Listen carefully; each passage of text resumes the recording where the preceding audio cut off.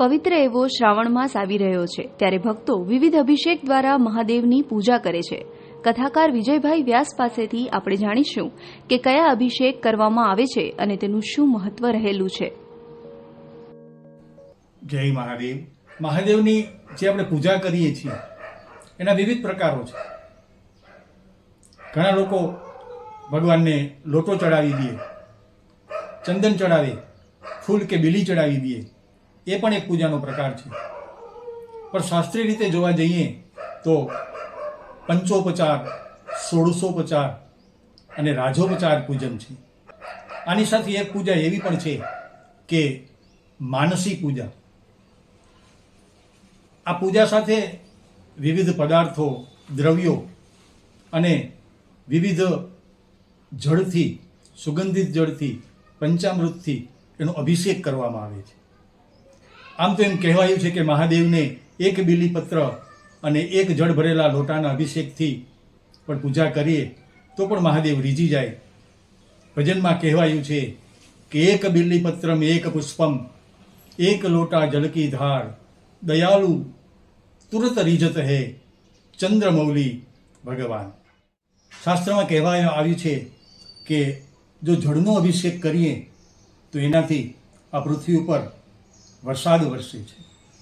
અત્યારે આપણે જોઈએ છીએ કે વરસાદ વરસી રહ્યો છે, પણ એક જમાનામાં જ્યારે બહુ દુષ્કાળ પડતા ત્યારે લોકો મહાદેવ ઉપર જળનો અભિષેક કરતા। અને એક પ્રથા તો એવી હતી કે શિવલિંગને પાણીમાં 1 દિવસ, 2 દિવસ કે 3 દિવસ સુધી ડુબાડી રાખવામાં આવતા અને ત્યાર પછી વરસાદ ચોક્કસ વરસતો, એવું પણ સાંભળેલું છે। જે મનુષ્યને પશુધનની ઈચ્છા છે, એ જમાનામાં લોકો પશુ રાખતા અને પશુ એ જ ધન કહેવાતું।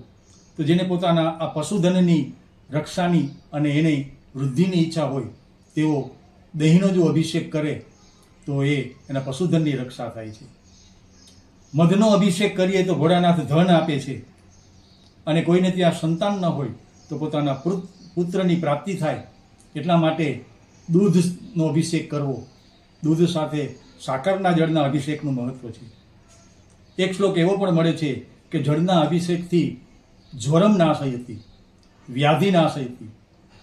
જળનો અભિષેક કરી એટલે કે તાવ જાય છે, વ્યાધિ દૂર થાય છે અને મનની શાંતિ થાય છે। સાકરનું જળ ચડાવે છે એની બુદ્ધિશક્તિ વધે છે। ભગવાનને આપણે બીલીપત્ર ધરાવીએ છીએ ત્યારે ત્રિજન્મ પાપ, 3 જન્મના પાપનો નાશ થાય છે એવું બિલ્વાષ્ટકમમાં કહ્યું છે। કુશ એટલે દર્ભ, દર્ભ એટલે દાભડો। પાણીની અંદર દાભડો નાખવામાં આવે અને થોડીક વાર પછી એ દાભડાના જળથી મહાદેવ ઉપર જો અભિષેક કરવામાં આવે તો રોગ, વ્યાધિ દૂર થાય છે અને શાંતિ મળે છે। શેરડીના રસથી પણ અભિષેક કરી શકાય છે। શેરડીના રસથી અભિષેક કરવાથી લક્ષ્મીની પ્રાપ્તિ થાય છે। લોકો ગંગાજળ ચડાવે છે તો ગંગાજળનો મહિમા એવો છે કે એનાથી મોક્ષ થાય છે। દૂધના જળથી માનસિક શાંતિ થાય છે। ઘીની ધારાથી વંશનો વિસ્તાર થાય છે। એ ઉપરાંત સરસિયાના તેલથી જો અભિષેક કરવામાં આવે તો શત્રુનો નાશ થાય છે। કાળા તલ, એનું તેલ, એનો પણ જો અભિષેક કરવામાં આવે તો શિવની પરમ કૃપા થાય છે। અને સૌથી શ્રેષ્ઠ અભિષેક છે રુદ્રીપાઠ। જે રુદ્રાભિષેક કરવામાં આવે છે એનાથી અનંત ગણું પુણ્ય મળે છે।